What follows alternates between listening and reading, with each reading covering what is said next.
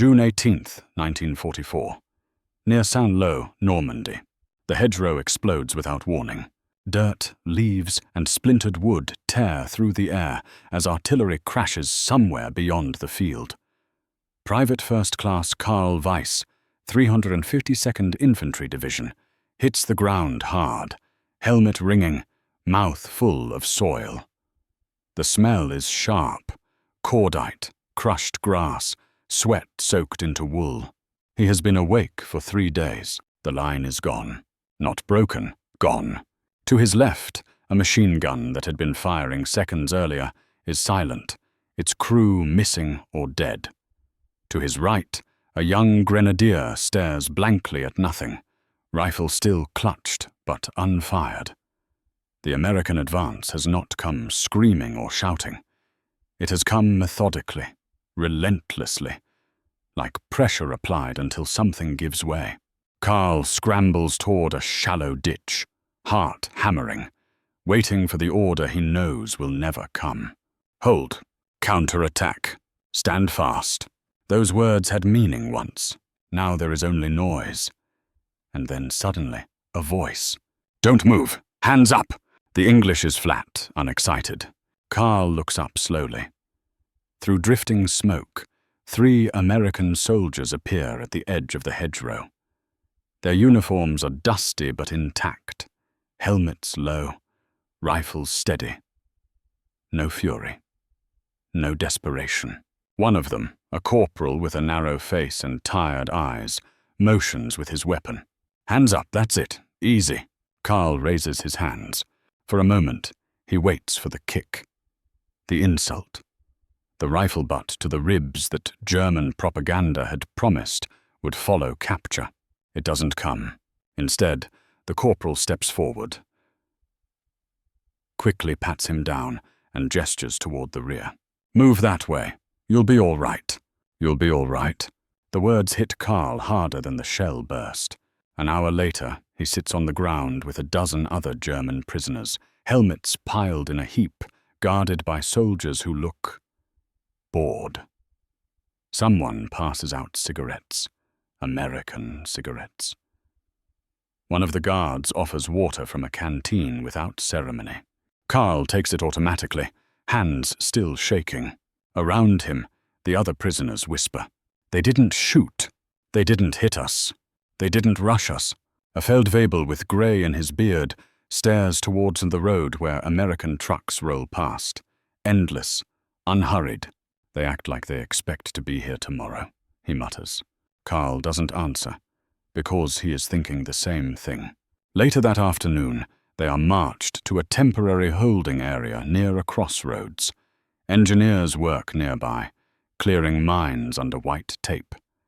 Medical jeeps come and go. A wounded American is helped into the shade, laughing weakly as 2 comrades steady him. Karl watches closely. No one tells the wounded man he should have died. No one praises him for sacrifice. No one speaks of destiny. They talk about getting him home. One of the German prisoners, Unteroffizier Franz Müller, formerly of the Eastern Front, leans closer to Karl. Do you hear how they talk? He whispers. Karl nods. They say when this is over, Müller continues. Not if. That distinction lodges itself deep. By evening, they are loaded onto trucks and driven west. The road is choked with American traffic, fuel, ammunition, food, ambulances. Everything flows forward and backward with equal urgency. Karl realizes something unsettling. The Americans are not gambling their lives. They are managing them. At a rest stop, an American lieutenant speaks briefly with the guards, checks a clipboard, then glances at the prisoners. Get them fed, he says. They'll be shipped back tomorrow. Tomorrow. Karl had not allowed himself to think beyond tonight in months. As darkness falls, they are given rations, actual rations. Bread, meat, coffee. Coffee. Karl cups the tin mug in both hands, heat seeping into his fingers. Across from him, Müller stares into his own cup as if it might vanish. On the Don, Müller says quietly, they told us survival was weakness. Karl says nothing. He remembers the lectures. the slogans, the posters that showed smiling soldiers marching toward death as if it were fulfillment. You are expendable. Germany is eternal. The individual does not matter. And yet here he sits, alive, because the enemy expects to live too. Nearby, two American guards talk softly. Rotation comes up in September. Wife's writing again. Just want to make it through this push. They are not whispering prayers. They are making plans. That, Carl realizes, is what frightens him most.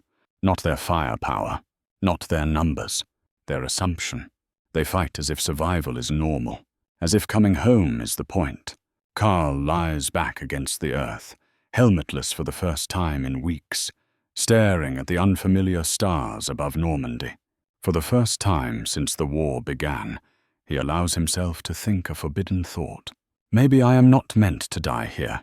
And that thought, dangerous, treasonous, intoxicating, changes everything. June 22nd, 1944. Allied POW collection point, Normandy coast. Carl Weiss wakes to the sound of engines, not artillery, not screams, but the steady idle of trucks forming up for the morning. The camp is little more than a fenced field, ringed with sandbags and guarded by men who look half asleep, mugs of coffee in their hands. Coffee again. It is the small things that unsettle him. In the German army, mornings began with shouting, with urgency manufactured even when there was none. Here, the day begins like a routine already practiced 1,000 times before. Carl sits up, rubbing stiffness from his shoulders. Around him, other prisoners stir. Some smoke, some stretch. One man coughs, a deep, wet sound that goes unanswered by anyone yelling at him to stop malingering. Instead, an American medic approaches. "You sick?" the medic asks in broken German. The man nods. The medic gestures toward a tent. "Come, check." Carl watches, stunned, as the man is helped to his feet and escorted away. No accusation, no suspicion, no assumption of deceit. Müller sits beside Carl, shaking his head slowly. "If we'd done that," he murmurs, "they'd have shot us for weakness." Carl knows exactly who they means. Later that morning, the prisoners are marched toward a rail spur, where transport waits to take them farther back. As they walk, Carl notices how the guards space themselves, not bunched, not tense, rifles carried with familiarity rather than fear. One of the guards, a broad-shouldered private with freckles across his nose, stumbles slightly on uneven ground. Another American laughs. "Careful, can't send you home in pieces." Home. The word is spoken casually, without irony. Carl glances at Müller. "Did you hear that?" Müller nods. They talk about it all the time. On the train, Carl finds himself seated across from Lieutenant Ernst Adler, once an instructor at an officer training school near Hanover. Adler's uniform is immaculate even now, though his eyes are hollow with fatigue. Adler studies the American guards through the open door of the freight car. "They do not speak of sacrifice," Adler says finally. "Not the way we did." Carl hesitates. Maybe they just hide it better. Adler shakes his head. "No, it is not hidden. It is absent." He leans forward slightly. "They assume they will survive," Adler continues, "not because they are cowards, but because their system expects it." Carl frowns. "What do you mean?" Adler exhales slowly. "In our doctrine, survival was secondary to duty. Eventually, it became suspicious. If you lived too long, someone asked why." Carl feels a chill. He remembers it too. The sideways glances, the whispered questions. "Why are you still here?" The train lurches forward. As the countryside slides past, Carl thinks of his last unit commander, a man who spoke often of holding at all costs, of sacrifice as proof of loyalty, of death as contribution. No one ever asked how many men would be left afterward. At a stop, the Americans distribute rations again. One guard apologizes that the bread is stale. Carl almost laughs. That evening, they arrive at a larger camp farther inland. Barracks, latrines, kitchens already operating. A sign in English and German lists camp rules. Rule 3 catches Carl's eye. Injuries and illness must be reported immediately. Not will be punished. Not will be investigated. Must be reported, as if health itself is a responsibility. Over the next days, the pattern repeats. Medical checks, regular meals, predictable routines. The prisoners begin to talk, not just about food or weather, but about what they have seen. A former Panzer crewman describes surrendering after their tank ran out of fuel. "They offered us water first," he says, "before questions." Another man from an SS unit speaks more bitterly. "They do not understand honor," he snaps. "They fight to live." An older Lanza responds quietly. "So did we. Once." The words hang heavy. One afternoon, Carl is assigned to a work detail unloading crates. The American sergeant in charge explains the task carefully, using gestures when words fail. "Slow is fine," the sergeant says. "No one gets hurt." Carl stiffens at that. Hurt, as if it matters. But it does. When a crate slips and nearly crushes a prisoner's foot, work stops immediately. The man is checked. The crate reset. The sergeant curses, not at the men, but at himself. "Damn it, should have spaced you better." Carl stares at him. In the German army, injury was a moral failing. Here, it is a logistical problem to be prevented. That night, lying on his bunk, Carl listens to the low murmur of guards talking outside. Rotation after 60 days. Don't push patrols if visibility's bad. No sense losing men now. Carl closes his eyes. For years, German ideology had taught him that survival was something to be earned through sacrifice, that expecting to live was arrogance. But these men expect to live, and build systems to make that expectation reasonable. That, Carl realizes, is the true shock.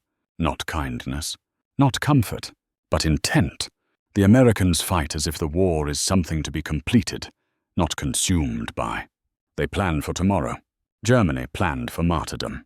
Carl turns onto his side, staring at the wooden slats of the barracks ceiling. For the first time, he understands something that had never been stated outright, but had governed everything. A war fought by men who expect to survive lasts longer, but it is also far harder to lose. July 4th, 1944. POW camp, Normandy interior. The sound of music wakes Carl Weiss before dawn. Not marching songs, not martial hymns, something lighter, brassy, uneven. An American radio crackling to life near the guard post. Carl lies still on his bunk, listening. Someone laughs. Someone else tells them to turn it down. The day begins not with commands, but with negotiation. It unsettles him more than gunfire ever did. Outside, the guards change shift. The new men arrive looking rested. Clean uniforms, shaved faces. One yawns openly, stretching like a man heading into factory work, not a war zone. Carl watches from behind the wire, trying to understand something that refuses to fit into the framework he was taught. Later that morning, the prisoners are assembled for roll call. An American officer reads names from a clipboard. He mispronounces nearly all of them. "No problem," he says, smiling awkwardly. "We'll get there. We'll get there." Carl exchanges a glance with Müller. In the Wehrmacht, mistakes in roll call meant punishment. Here, they are inconveniences to be corrected over time. Afterward, a chaplain, unarmed, walks along the fence, speaking quietly with prisoners who want to talk.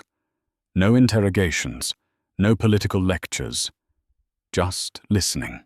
A former Fallschirmjäger scoffs. "Tricks," he mutters. "Psychological warfare." But his voice lacks conviction. Carl's work assignment that day takes him near a motor pool. Dozens of American trucks stand in neat rows, engines idling one by one as mechanics perform checks. Every vehicle is logged, every fault noted. He watches a corporal stop a driver. Your tire's bald, the corporal says. You're not taking that out. The driver protests. It'll hold. The corporal shakes his head. Not worth it. Not worth it. Carl feels the phrase settle uncomfortably in his chest. He remembers driving supply trucks through Russia with cracked tires, frozen brakes, engines held together by wire and prayer. Orders had been clear. Deliver or die. No one had ever asked if it was worth it. That afternoon, Carl finds himself sitting with Unteroffizier Paul Richter, a former machine gunner captured near Saint-Lô. Richter had always been quiet, disciplined, exactly the kind of soldier the Reich praised. Richter stares at the fence for a long time before speaking. They don't push their men until they break, he says. Carl nods. They rotate them. Exactly. Richter turns toward him. I asked a guard how long he's been here. He said 3 months. Then he goes somewhere quiet. Training unit. Rear area. Carl frowns. He leaves the front? Yes. Richter laughs once, bitterly. Can you imagine? Leaving the front alive on purpose? Carl can, but only now after seeing it. In the evenings, American guards write letters. Some read mail from home. A few show photographs to each other. Wives, children, farms, city streets. One night, a guard named Tom, Carl has learned his name, holds up a picture and grins. 2 more months, he says. Then I'm back there. Carl points. You believe you will go home? Tom looks confused. Of course. The answer is automatic. Carl searches for something behind it. Bravado, denial, propaganda. He finds none. Tom expects to survive because the system around him is designed with that expectation built in. That realization begins to haunt Carl. In the German army, survival had gradually become suspect. By 1944, those who lived longest were often those who retreated, transferred, or were wounded, each carrying a stain of implied weakness. Heroism was measured in willingness to be consumed. Here, heroism is measured in effectiveness, and effectiveness assumes survival. Carl remembers an officer lecture from years earlier. The individual is nothing. The Reich is everything. At the time it had sounded noble. Now it sounds like an excuse. A week later, a group of newly captured German soldiers arrives at the camp. They are younger than Carl expected, some barely 20. Their eyes dart nervously, bracing for abuse that never comes. One of them whispers, "When do they shoot us?" Carl answers quietly, "They don't." The young soldier stares at him. "Why not?" Carl hesitates. He almost says because they are merciful, but that isn't quite right. "They don't," Carl finally says, "because they expect to win without killing you." The words surprise him as he speaks them, but they feel true. At night, Carl dreams of his unit, faces blurring together, shouting commands drowned out by artillery. He wakes sweating, heart racing. Across the barracks, an American guard notices. "Nightmares?" the guard asks softly. Carl nods. The guard shrugs. "Yeah, me too." They sit in silence for a moment. Then the guard says something that Carl will remember long after the war ends. "I just try to make it home in one piece. Not die well. Not be remembered. Make it home." Slowly, painfully, Carl begins to understand the deeper contrast. Germany's war had become a moral test, of endurance, of loyalty, of willingness to be sacrificed. America's war is an engineering problem. How to apply force while minimizing loss. How to preserve men so they can fight again tomorrow. How to end the war, not glorify it. Carl realizes that German POWs are shocked, not because Americans treat them well, but because American soldiers expect the same treatment for themselves. They do not believe death is inevitable. They believe it is a failure. And systems that treat death as failure tend to outlast systems that treat it as virtue. Carl lies awake, listening to the distant rumble of trucks heading east. The war is still raging, but somewhere beyond the wire, It is being fought by men who plan to survive it. And that, Karl now understands, may be the most dangerous doctrine of all. August 1944. Normandy, rear area supply camp. The heat settles over the camp like a lid. Dust hangs in the air as trucks roll in and out, their engines never quite stopping. From the POW enclosure, Karl Weiss watches American soldiers work through the afternoon, slowly, methodically, without shouting. What strikes him now is not what they do, it is what they do not do. They do not rush blindly. They do not scream orders. They do not punish exhaustion. When a soldier stumbles unloading crates, another steps in without comment. When a man cuts his hand, he is pulled aside immediately, not scolded for weakness, but treated, logged, replaced. The system absorbs the loss of one pair of hands without drama. Karl has seen the opposite. He remembers Kharkov, 1943. A battalion ordered to hold ground, no longer defensible. Casualties mounting. Ammunition low. Radio lines cut. The order had come anyway. Hold at all costs.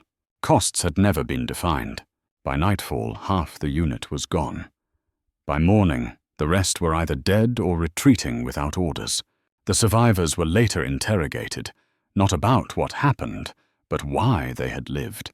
Here, survival is not interrogated. It is assumed. Karl is assigned that week to a maintenance detail, repairing captured German equipment for intelligence analysis. An American technical sergeant supervises him, competent, calm, uninterested in ideology. The sergeant pauses as Karl tightens a bolt. "You did this back home?" he asks. Karl nods.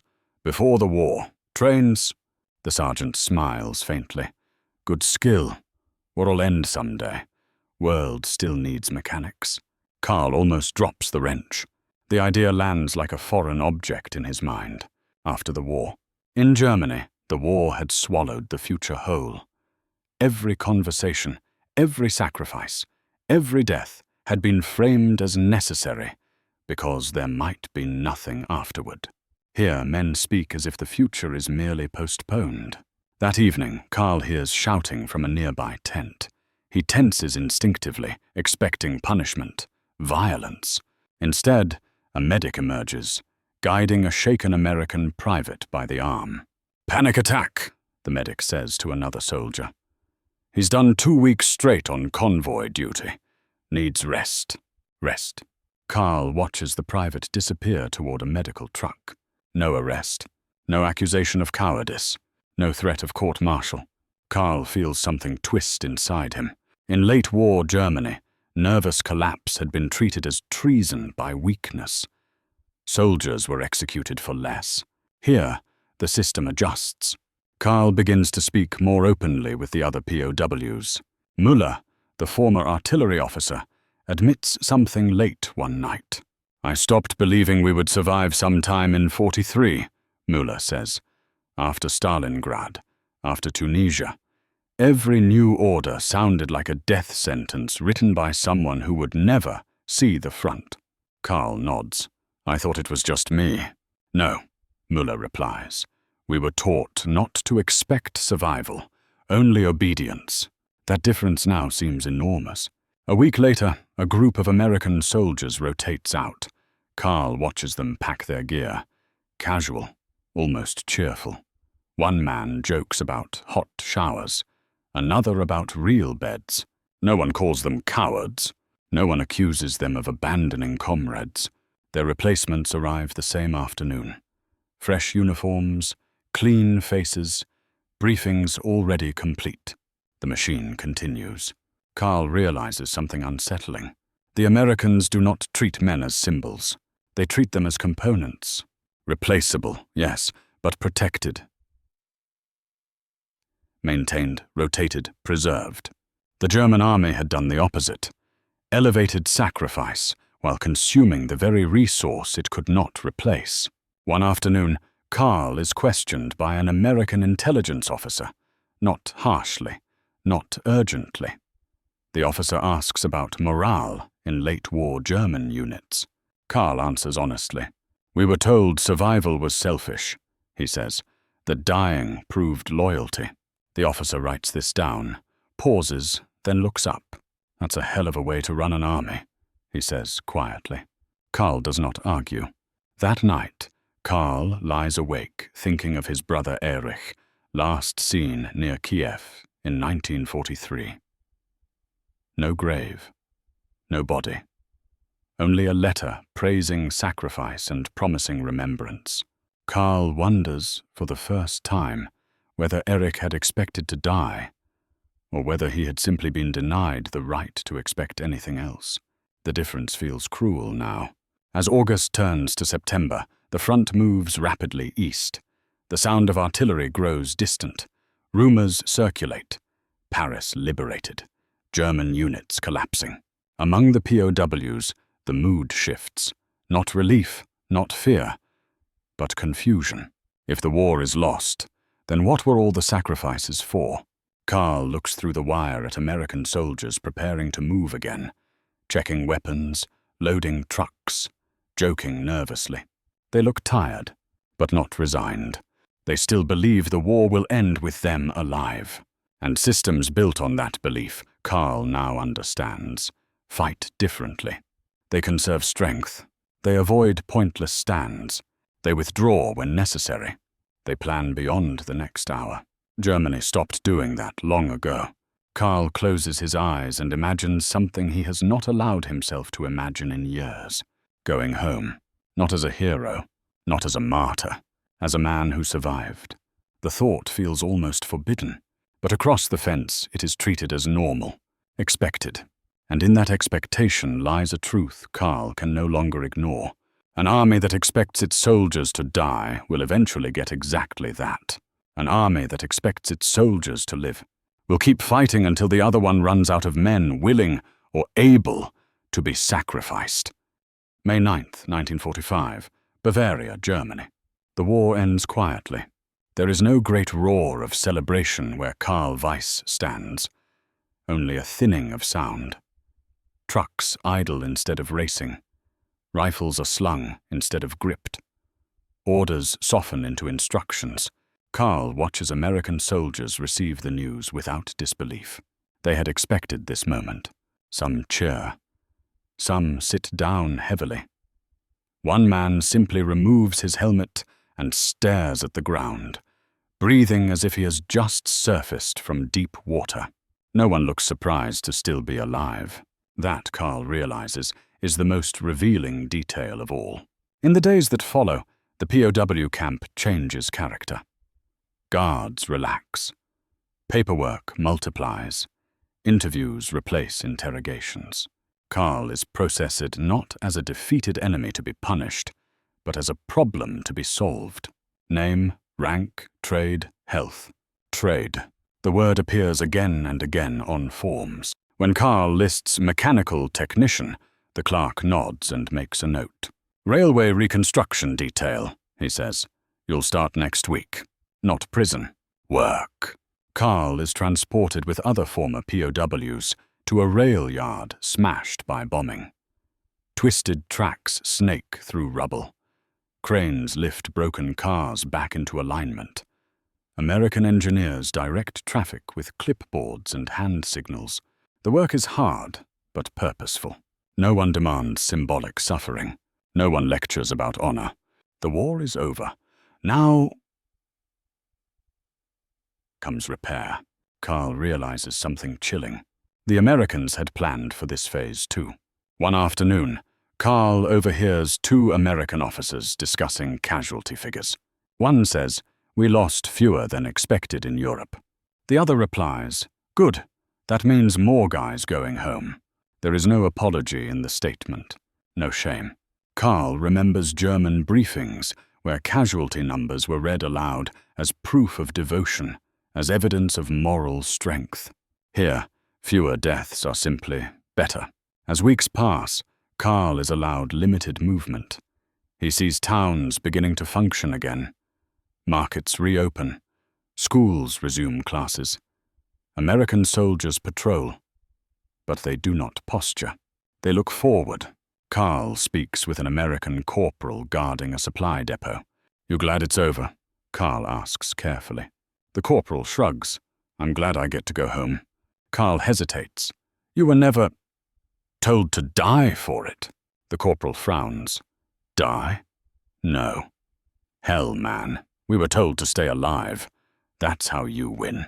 The sentence lands with more force than any propaganda speech Karl has ever heard. In late May, Karl receives permission to write home. For the first time in years, he does not know what to say. He starts, then stops. Finally, he writes, I survived. That seems to matter here. It is the most honest sentence he can manage. Karl thinks often about ideology now, not as belief, but as design. German ideology had treated death as purification, sacrifice as proof, survival as something that required justification. American doctrine treated survival as input, a resource, something to be preserved, rotated, protected, not out of mercy, but because a living soldier could fight tomorrow.